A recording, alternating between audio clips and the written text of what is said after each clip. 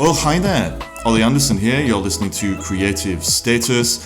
I'm a performance coach for creative people.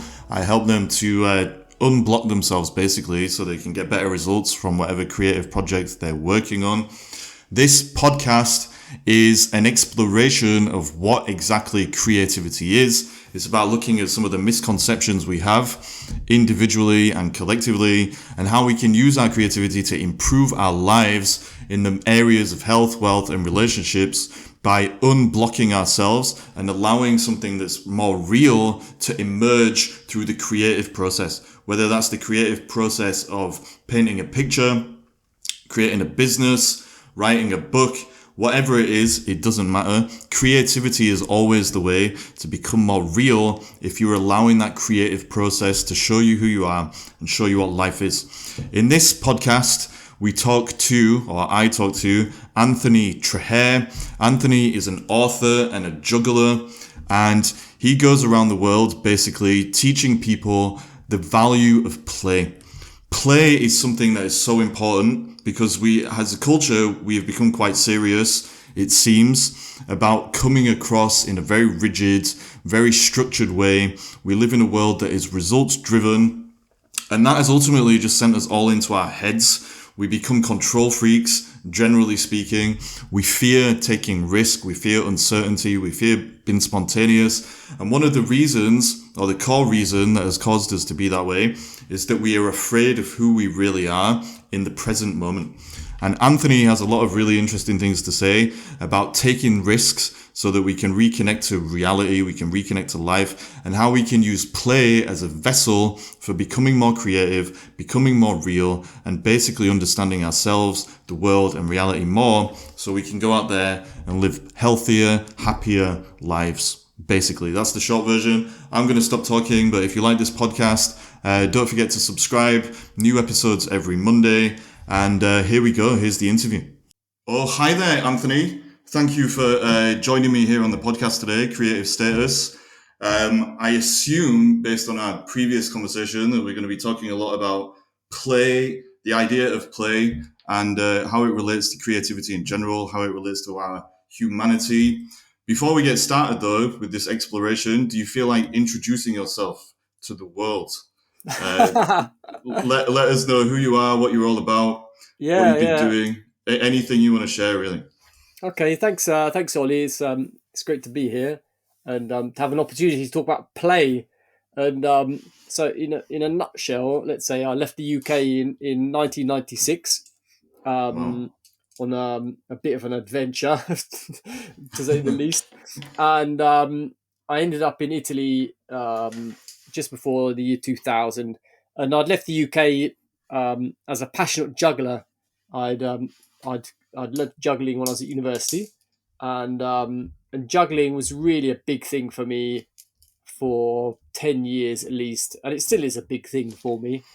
And one day, I sort of just really dawned on me that jugglers aren't so playful, and this thing didn't really work out in my brain very well. I couldn't really understand what was going on here, and it led me to really understand that an attitude of play is really quite irrelevant to what work you do. It's really like a mindset, and so that's a little bit about me.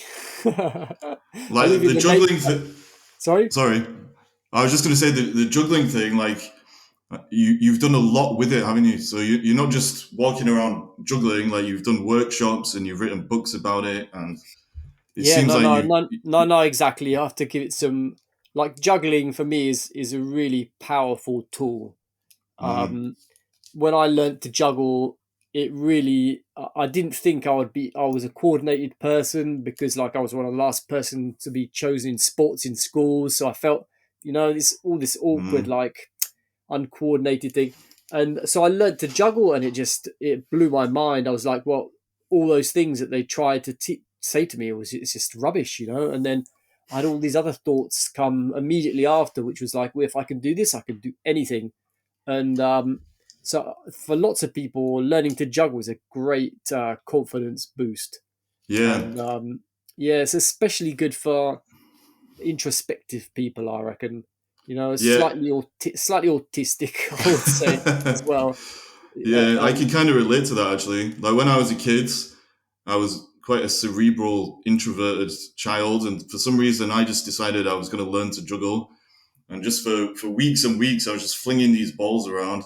And then one day it just clicked and I was able yeah, to do it. And it kind of surprised me in the way that you're talking about. I was like, wow, okay, you can basically train yourself to do pretty much anything. That was the extent of my juggling career. Um, but I totally get what you're saying. yeah. So um, I was very much interested in juggling as a performance art more than street art. I probably did probably over something over like 500 street shows in the end, but Wow. I'm not really a street performer beast. It's like to be a street performer, you need to have. It's not like I've got energy, right? But you need to be like Mm. bigger than like seriously bigger than life. Probably probably I've got more energy now than I did when I started out. But anyway, so juggling isn't really the right thing for street performing. I was more interested in is it a sort of dance form as an expressive form, and so I studied all sorts of different things, and it took me in the end to go to this physical theatre school in Switzerland. I Mm. was quite lucky to get in there. I was old. I was 28, but I trained my body so much, and with yoga and dance and clowning and acrobatics that they took me. And Wow. so with all these different things, aspects I had, I put together this book, Pearls of Juggling, which was really it's my perspective on art, and it's Mm. my perspective on training in a way that comes more from your body. There's actually quite a lot of Tai Chi training in there, infused in there for jugglers, and not to go into like really mega details, but just to say, like jugglers, we tend, like most people, tend to just use like our arms and our shoulder muscles and things, right, without being really connected to our center. But if Mm. we start to really get connected to our center, then the precision of the balls is much greater, and it comes with much more ease, and it Wow. looks better. So it's just all there's so much to it. And actually, my mother said, "How could you write a whole book on that topic?" you know, yeah. But yeah, that Yeah, was it. but it seems like you've taken this juggling thing and actually you've opened it up into a much wider philosophy. So it's actually not just about throwing the balls around, it's about this kind of attitude that you mentioned at the start. So you said you noticed that a lot of these jugglers, they're too serious, they're too rigid, they're not having any fun, they're not playing, they're not in the Yeah, center, like you just said. yeah. So the philosophy that you're talking about, what are the main kind of shifts that you might go through mentally or emotionally, or even on a much deeper level, if you kind of implement what you're talking about in juggling and in life as well? Yeah, I would like from year 2000 already. I was holding like these Zen of Juggling style workshops. So there was a book written by Dave Finnegan called The Zen of Juggling, and Wow. in this book, he takes there's like all these students from all around the world, which goes to Taiwan, I think it was, and he teaches a bit like Karate Kid for jugglers, basically. And yeah, I was really inspired after I read this book, and I actually I helped for 15 years. I would hold like residential workshops, like week-long workshops for jugglers Mm. based on this. And well, a lot of it is yeah, like I was saying earlier, juggle with your whole body, be like come from your whole body. It's not just an arm thing, it's and there's this whole idea of it might it might sound a bit abstract, but it's like the juggler um, Mm. integrates with the juggled through juggling. You Yeah, see? yeah, yeah, yeah. No, I understand that completely. So it's about getting into the present moment, kind of. So instead of Yeah, seeing it all as being separate, it's all yeah, one system that you're involved in within that moment whilst you are yeah, throwing the balls around. yeah. Exactly. So Wow. it's how to make juggling playful. That's the tricky one, right? Mm. And because it can be really easy fall into, I've got all these things I want to learn, and I have like a training pattern. I want to learn this, I want to learn this, I want to learn this, and before we know it, we've got like like 2 hours isn't enough time to train, right? Mm. And so I don't say like we have to like play around all the time with our juggling training, because we might not quite get where we want to go, because there are things that need to be drilled. Mm. But that said, um, there are two sorts of ways of training with juggling. There's one way where um, where we don't where we take a trick and we do it only as long as like we're happy doing it. As soon as it starts to get a bit frustrating, whatever, we move on to another one. And then there's another thought, which is like choose less tricks and just go really, really deep into them.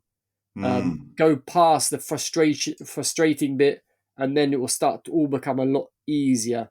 And I think like a combination of both of these is a good idea. Um, it's if we stay with just one or the other, then we're always lacking either depth, or we're lacking sort of flexibility and expression, because Yeah. because in the end, our training sessions want to be more than just technique. They want to be also like an expression. It's like we're dedicating our training to somebody else, like our muse, or whatever we're inspired by. We might even not even have anything we're inspired by, right?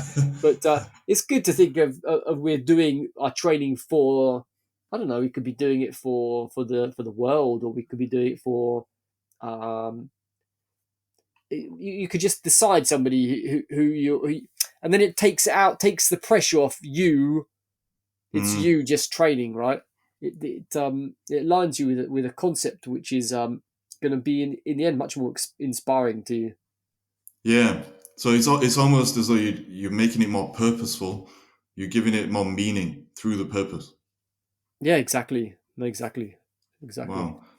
What one thing that you said about juggling in general, like it sounds like a lot of people that you've been working with, they've been taking it very seriously from the outset, which to me is kind of interesting, because juggling does just, as an outsider, I suppose, seem as a very kind of fun, playful thing.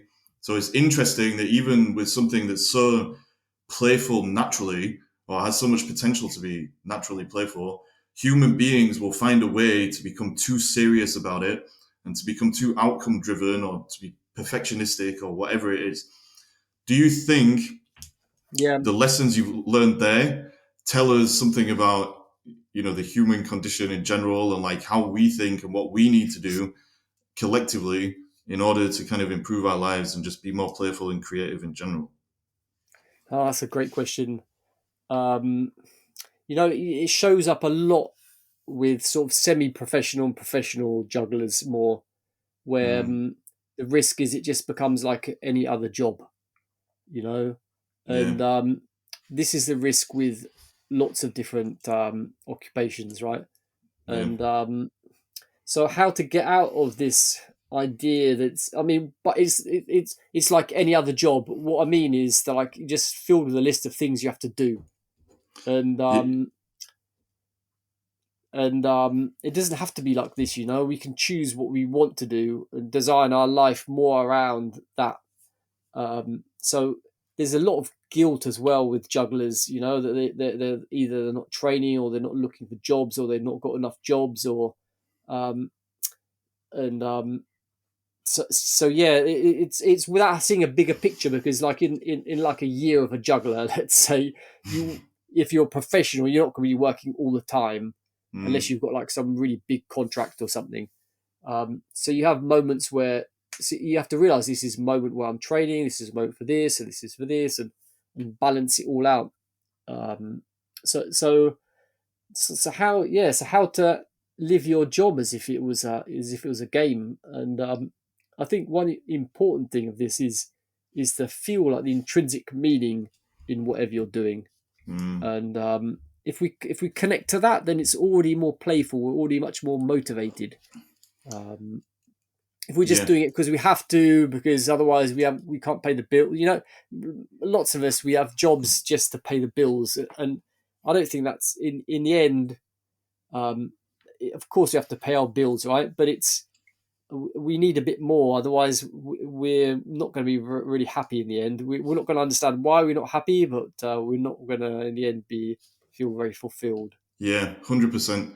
I think it's not what we do necessarily, it's how we do it. Yeah, And I suppose what you're saying is if we're creative in our approach to doing things, then we can actively find a way to make the how of what we're doing more aligned with our human nature. And instead of just being stuck in our head, a lot of that might be to do with getting in the body and listening to the kind of lessons that are there, something like that. exactly. Yeah. What does the body have to teach us then? This is taking it in a bit of a different direction. So if this Yeah, is yeah, yeah. too No, off the no, wall, no. I've done a lot of body work, and I've practiced yoga every day for 26 years now, yep, and also there, it's like even a practice become very stale if we're not looking out for, if we're not curious all the time, looking for nuances and playing around with things. And I wrote an article a few years ago called "Yoga as Juggling as Yoga," wow, just lots of parallels between the training methods, because a lot of yoga methods and things like this, they could become very technical in the end. They lose like mm, the like the big rewards, if we can say, from it, right? And so so the body so the body is actually in the present moment. yep, It's not like in the past or the future like our mind is. And you know most of us are really we're I like this. I love this phrase so much. We're human doings. yeah. I use that all the time as well. Yeah, and it's like, we're not. We're human beings, Mm, and to get to this being bit, we have to pass through our bodies first of all. yeah, I mean, you don't have to, but it's a pretty grounded way, and safe way to come back to ourselves, no? And yeah, and yeah. so it's and this is what I do with jugglers as well. Is the invitation is to really feel the effect of tricks afterwards. So even perhaps not after each trick, right? But at the end of a training session, have like at least 5 minutes where you're just listening to all the the echo of all the movement which is going around in your whole system, and that actually in the end creates a better training because you become much more sensitive. You're feeling Mm, more. mm, When you're just in doing, you're not feeling, and so once you get to a certain level, you need to activate that part. Otherwise, that's what will take you further. And yeah, what will take you even further, and I see that I'm using the analogy of jugglers, right? But we could sort of take it to cross it over to all sorts of different fields. But lots of really good jugglers and sportsmen, sportswomen, they see in their mind what they're trying to do before they they do it. So a juggler trying 7 balls, he would see it in his mind, the pattern, and then mm, do it. And when mm. it's really trained, this it happens spontaneously. We're looking at what we're doing with like the eyes of our mind, to say like a strange term, let's say, and actually doing it with our eyes and our hands, obviously. And this just it just makes the balls go exactly where you want them to go. And Mm. athletes use this sort of visualization training, and so what does this happen? What does this mean in like regular life, right? Mm. It's the analogy is quite clear. It's like work out what you want, Yep. like imagine it very clearly, like try at least, because it might become really difficult to start imagining things, right?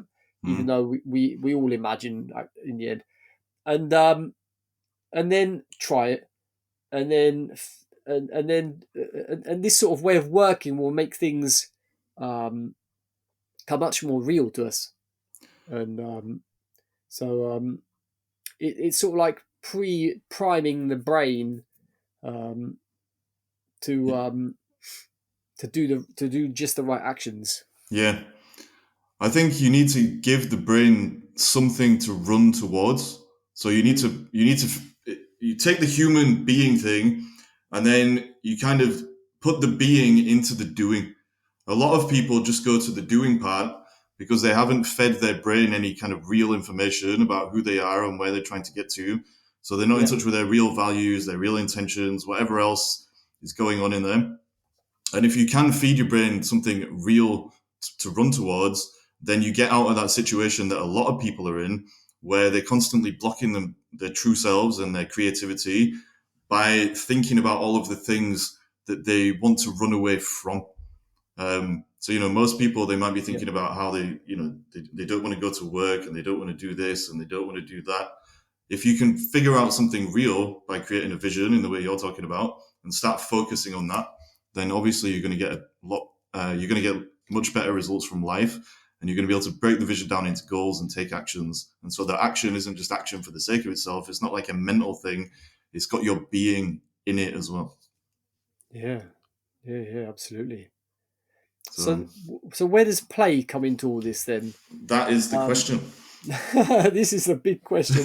So um, let me go back a tiny second so why am I so interested in play? A little while ago, I was asking a question, which was like, what are like some gifts and things I have to offer the world? Because Mm, I've done so many different things. Um, I didn't really think juggling. I mean, juggling's hard because people don't think they can do it, right? So it's like it's a really tricky thing to propose. And then once you can do it, yeah, it take you to the next level, obviously. But I like to teach people that can't even juggle at all, but it's hard to reach them through that mm, way. mm, And but anyway, I saw that one of my modalities was really play, and so I organised this playfulness festival in my village, and we've organised it again, organised it online, and then we organised it in person this year, and it's play is it's just like when it's present in any place, basically, it just makes it so much more enjoyable and mm, we're much more present and curious and proactive and looking for better solutions. And it just creates a better harmony with people. And so let me give an example of like at school, let's say teachers at school. mm, There's this whole thing right now where it's like, oh, playful learning and all this, and it doesn't have to be like all games and things. It just has to be a bit more light-hearted, and a little bit more engaging, mm, and a little bit more where we're sharing what we're actually really interested in, and making it physical, like we were saying earlier. If we have a history lesson where we're two sides of a war, um, it just sticks in your mind a lot more, if you actually role play it out. Or there's also ways of like in biology with the human body, you could pretend one person pretends of the heart, somebody mm. other people are like the lungs, and this sort of way of doing it in the space just feels great, and it just brings it really back home what it is that we're doing. Yeah. And taught that way, the lessons last for ages. They last for a really long time, probably But forever. nobody minds probably because they're having fun. That's it. No, that's it. That's it.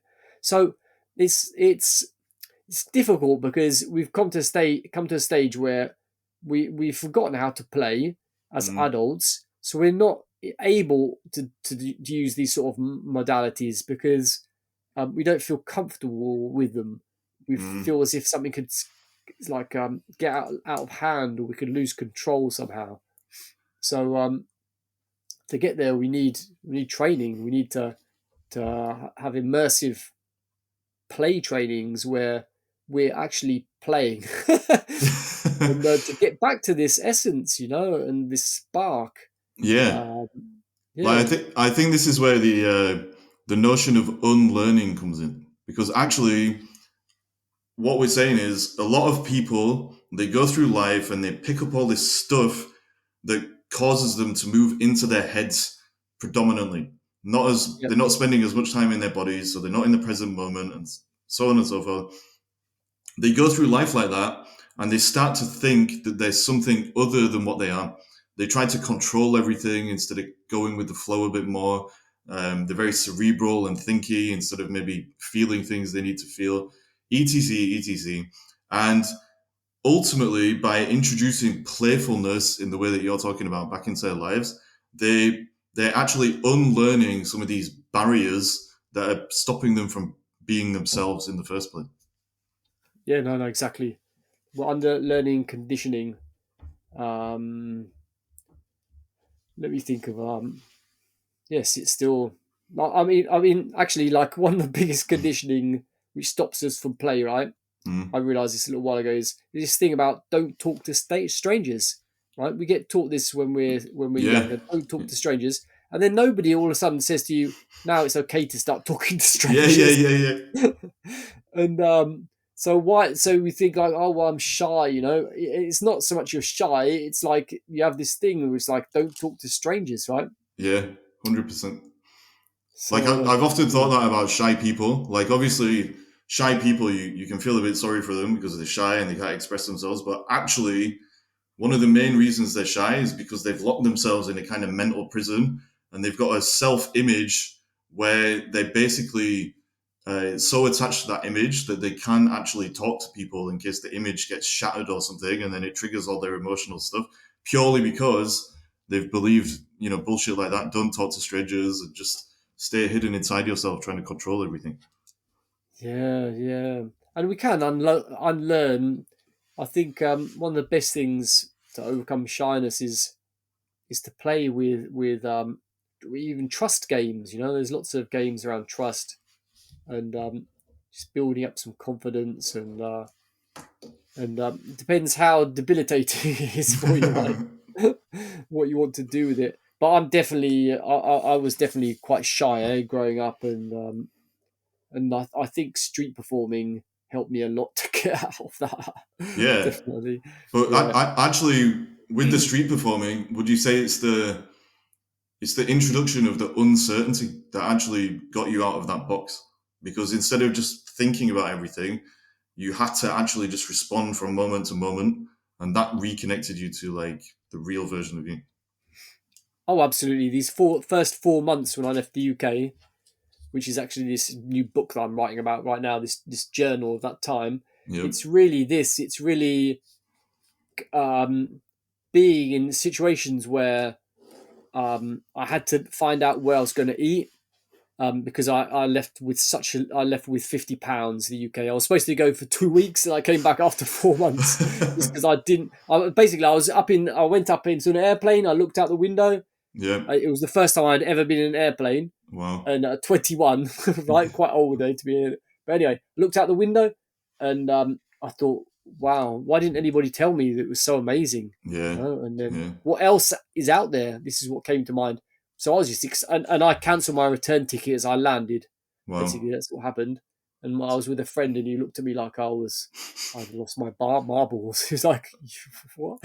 And but anyway, so this whole trip, I wasn't prepared at all, which is probably how I managed to actually do it. Hmm. And it was all about meeting people, um, slowly learning how to street perform, finding places to sleep. It was very basic um, needs, right?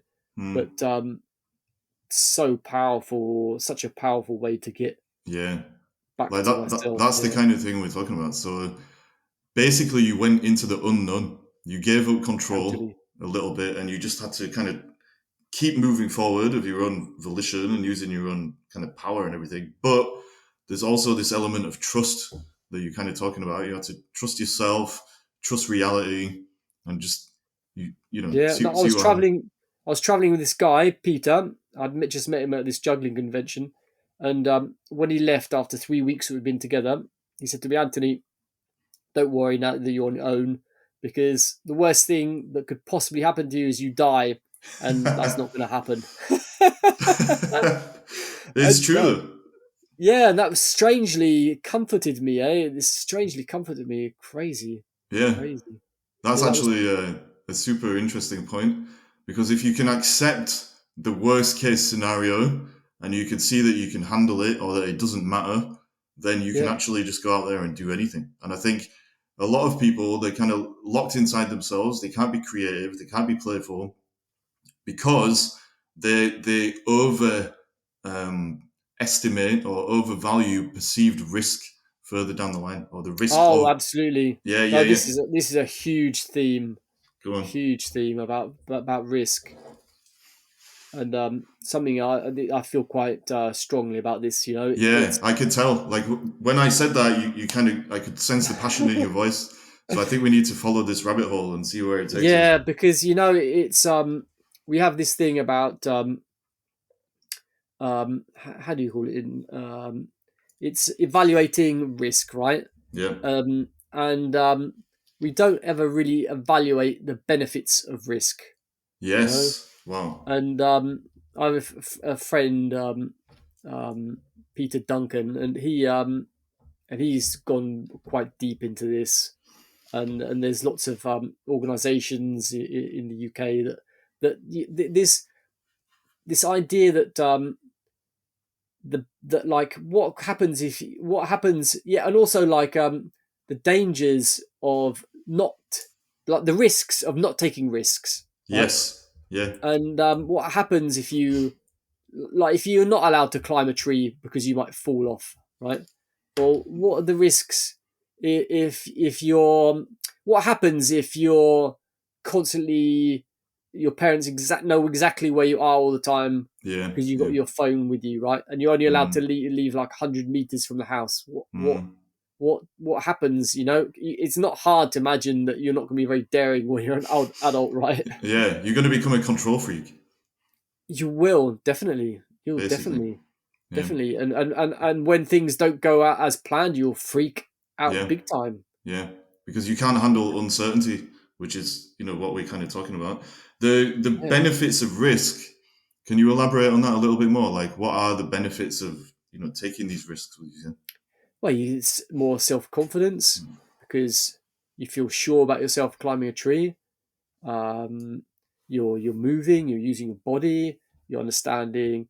Just take. We had recently had some kittens, and it was just amazing to see their learning process, how they start climbing, how they do this and that, and it's really connected to the development of our brains as well. Wow. And um, just as this is like they've done research with children. This isn't risky, right? But like children that haven't gone through like the crawling stage Mm. have like jumped to like it's like they've missed out a developmental phase of their brain. Wow. So you can go back and crawl around when you're older. You can sort of regain this sort of thing, but it's really connected to our brain development and to the vestibular system, no, to our sense of balance. Mm. And Mm. this also has a lot to do with our feeling of being in the world, no? Wow. And I think when we're real, we have to be capable of taking risks, because ultimately no human being can know everything. We don't know what's going to happen tomorrow exactly. For example, next week, whenever it is, if you have a plan for something, whether it's a creative project that you're about to embark on, or whether it's going on a journey in the way that you did, you don't know everything. And so risk is just part and parcel of being a human being. And so if you can take risks and get the benefits in the way you're talking about, then something has gone kind of massively wrong. And you need to unlearn those things that have stopped you from being able to be real in that way. yeah, sure, Yeah. sure. Do you No, think, absolutely. is play then, so this idea of playfulness, can we see that as being about kind of embracing chaos and taking risks? or introducing risk back into our lives. Yeah, absolutely. And it's a lot more. It's with play we can. It's also like it's a training. Um, it, there's in a group, let's say in a group setting, it might Mm, be risky to give a voice to an idea that you've got, and you don't think anybody's gonna like approve of your idea, right? mm, And so in some sort of play settings, we can also play with group dynamics so that we understand how to give other people a voice and what it wow. means to listen to them and what it means when you're just like we can in with play we can also very in a very subtle way help people to realize how controlling they are and Mm, what that is feels like in their body and allow them to relax their body so mm, that they start to unlearn that pattern. And there are all sorts of different games, and I like. I'm a big fan of these games that it's called the New Games movement, right? But it's like from the 70s, so it's not so new anymore. But there's a whole beautiful story about how they originated. I won't go into them now, but they're all big collaborative games, mm, and the intention is to find our playfulness again in all these. Like the Bernie de Koven, he he's written some amazing things about playfulness, and and yeah, it's playing around with people. We sort of like know how to do this as well a little bit. I think in England we in England is a bit strange somehow because somehow we're like playing around, but yeah. you don't really know if someone. Sometimes you don't really know what somebody means by it, right? Yeah. So it's like it could be a little bit more open, like the signal, the play signals, let's say. Yeah. So by playing around, do you mean like English banter, that kind of thing? Yeah. Yeah. Banter and yeah, yeah, having fun of. It's difficult. It's like making fun of somebody is not really very playful in the end, but Yeah. yeah, I would say English banter. Yeah, that's a good way of saying it. Yeah. And, I think I know what else you mean as well, though. So like we might take the piss out of each other a little bit and that kind of thing. yeah, yeah, Yeah. yeah, Yeah. I think sometimes it's almost animalistic. Like like animals, they're obsessed with like dominance and that kind of thing. It's almost about there's some subtextual thing going on beneath the surface, and by doing that, taking the piss out of each other, it's contradictory and paradoxical because it creates a sense of belonging, but it also kind of asserts the group hierarchy or something like that. And it seems yeah, playful, but actually it's a super serious thing. And it's people are constantly battling for, dominance ultimately. I don't know if that's how you see it, but that's how I think about yeah. that sometimes. Oh, yeah, it's interesting. Very interesting. Yeah, yeah, But yeah, for sure. do you think it's true though, or is it just like am I chatting nonsense? No. I think there's something there because it's. I don't know. I like to play around with people and then also have like a deep conversation. So it's like if we just play around all the time, we don't actually talk about like how each other's are feeling and what they're going through. I feel like I'm missing something with somebody. Mm. Um, so sometimes it's a bit of a way of hiding your feelings as well, a little bit. Yeah, and Um, actually now you've said that, I'm thinking about it. So in my life, I'm always kind of like playing around with people and being sarcastic, and I tend to do that more with people that I like and that I yeah, know they're not gonna take it personally or something like that. And it's almost like when you do it, you're if you can make someone laugh, I always think by being playful in a way where you're making them laugh, you're introducing something truthful into the situation. Because if someone's laughing, they've been real. Like unless it's yeah, a fake laugh, but if it's a like a real laugh and you're sharing a moment together, I think yeah, that way of being playful, that is yeah. actually just about connection and being Yes, in the same moment together at the same time. yes, yes. No, exactly. Playfulness is a lot about connection. definitely. Connection to ourselves and then connection to others. So Yeah, this final thing that I kind of want to ask you is this idea that you've mentioned about reconnecting to your humanity. right. So I don't know if that's another tangent, but just because we're talking about connection now, No. I see. I think it fits in really well. yeah, It gives a context for playfulness as well. mm, Playfulness has, how I see it, has some sisters. It's like because playfulness is actually sort of like it is like a peak state.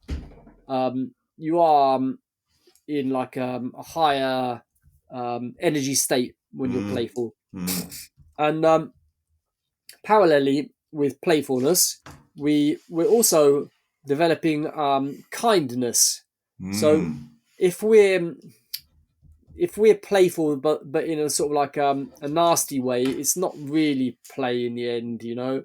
But when we're really playful, and I've seen this in the festival that I organise, it's when we start smiling more and we start laughing more, we start to really relax our masks, mm, and we start to become really kind and very interested in other people, and asking the and just like being more present with them and spending time, and not being worried about what we're going to say necessarily, right? mm, mm, And then the other sisters are courage. We become more courageous and joyful, mm. and there are others as well, but they all sort of fit together there. So joyful people are generally more playful as well.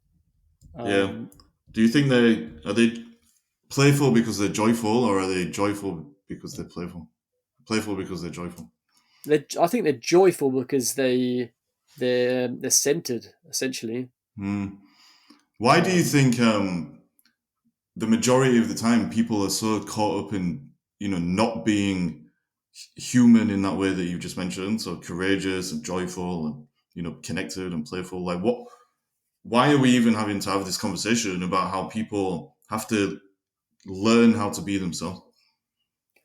okay, that's a really good question. So I think it's a lot to do with safety, feeling Mm, safe to be yourself, not feeling safe. In the end, we're. It sounds a bit funny. We're talking about safety and risk, right? But to feel safe to take a risk, like to feel encouraged to do something that you wouldn't be able to, it might not come so easy for you. You know, mm, mm, we need to encourage other people a lot more. Um, and so we're not really in a very safe environment most of the time. You mm, know, mm, it's if you make a mistake, I don't know if you're going to lose your job, but it's like one step towards that maybe, or I don't know. You know, I don't know what the but we don't even in a brainstorming session, if there's no playfulness, then people won't really say like extreme ideas um, that help the process to really if we're in a if it's like brainstorming sessions should start with physical play, mm, and then we just throw anything out there. It's like you get the limitations of the thing. Like this is the setup. What can we do with this? And you can get some like crazy, and each idea plays off another one until you get the best idea. If we're doing brainstorming sessions and just um, we're playing it safe, then or you want to please, mm, please other mm. people, and it's not going to get the best results that we could possibly get. Yeah. So creating a safe environment Mm, is it's when we feel we're friend we create like there's like children, if they know somebody else's name and there's like physical connection with them, they're already their friends. mm, So it's really that easy to feel friends with somebody. mm, It's I find it really hard, and it's probably because I'm living in Italy as well now for quite some time. It's when there's no physical connection with someone that you say hello to, like not even like a hug or something, or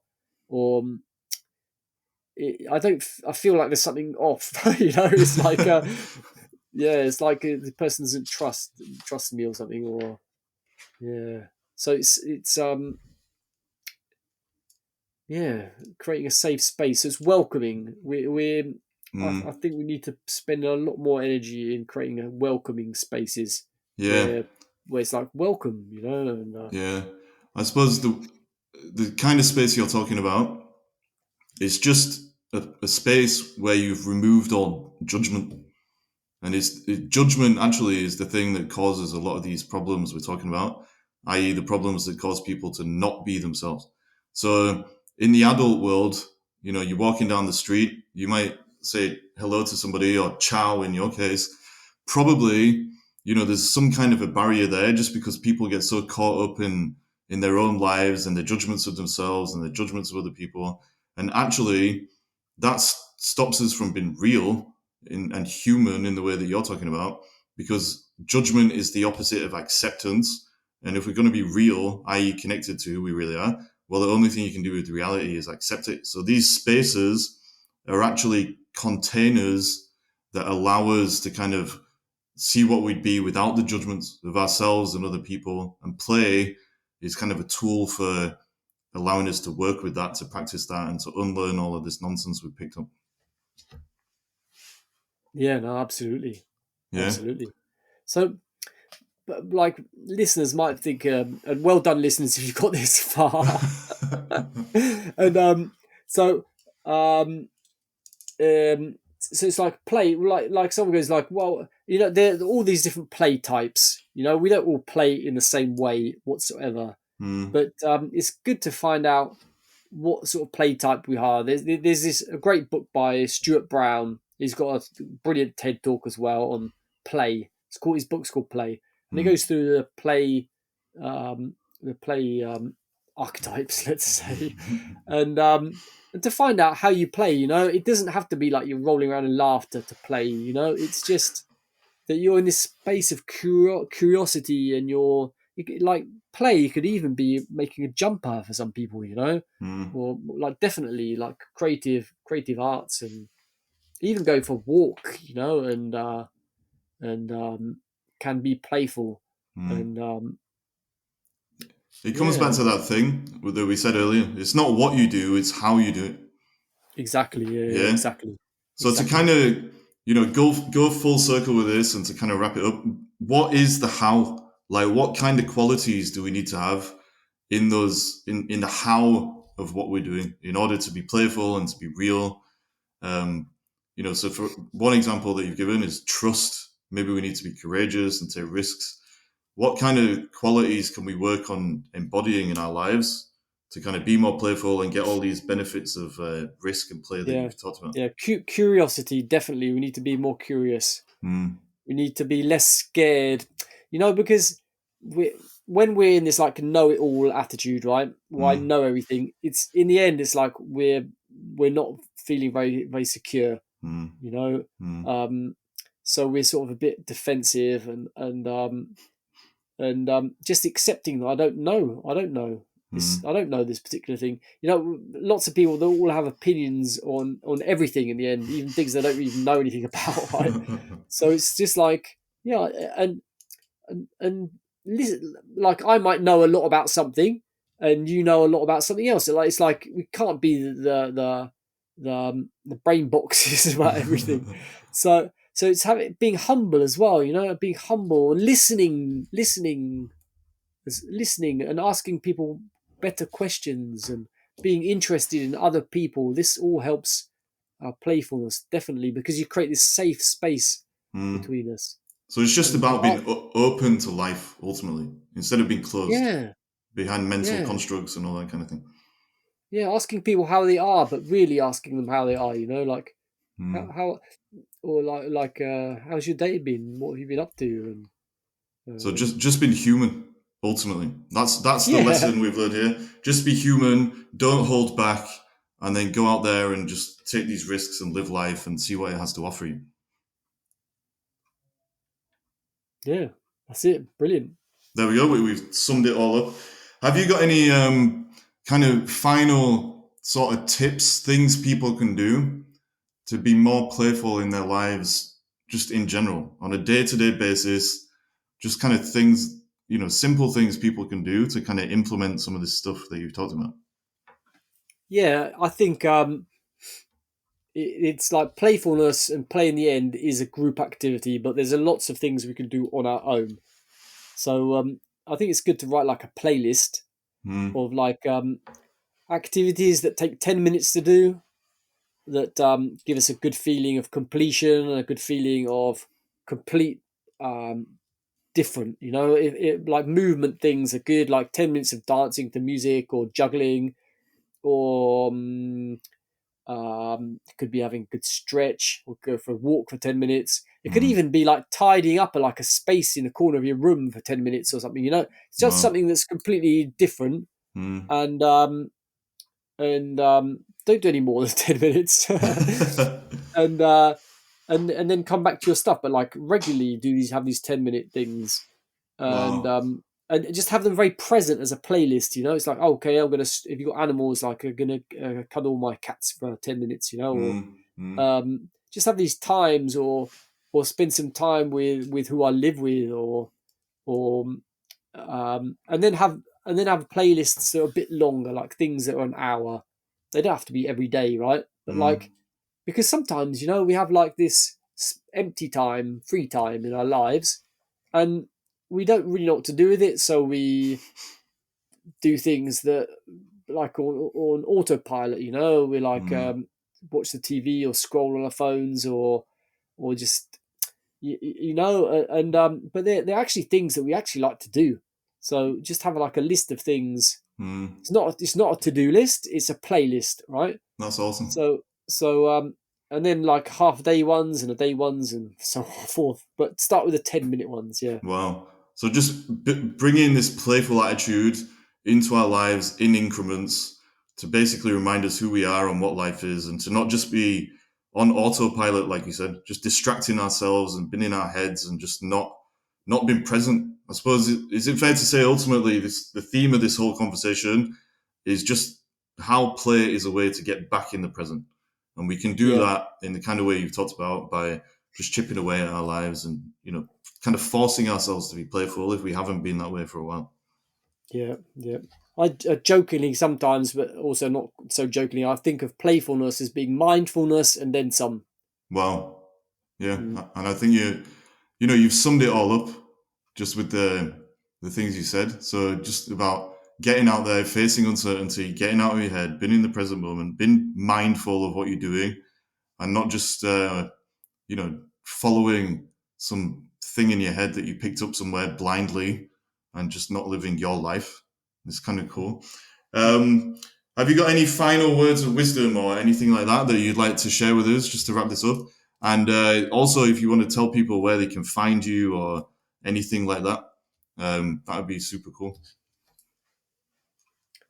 Yeah, I would say that if this conversation has resonated with you, then there's all sorts of different resources, books, and things. You can write to me, and I can send you a book list. Um, my new website is going up today. It's Wow. still in yeah, it's still in sort of beta form, but it's anthonytrahair.com. And yeah, I would say just yeah, the biggest part of wisdom is understand what you want and don't go straight away to like how to get there. Think about why that's important to you. Mm. And then allow some kind of serendipity to pop up along the way there. Yeah, Play with life. Anthony, I just want to say thank you for coming on here and rambling with me for like nearly an hour. I hope you got something out of it and enjoyed sharing things with us. definitely. Thank you, Ollie. And maybe in a few episodes down the line, I might bring you on again, just see where we are Oh, and what's going brilliant. on there. But I've learned a lot from this. I really like the risk thing, so I'm going to go out there and take some risks right now. So thank you for the kick in the ass. And yeah, it's been awesome. Thank you so much. Okay, ciao, Ollie. Ciao. Ciao.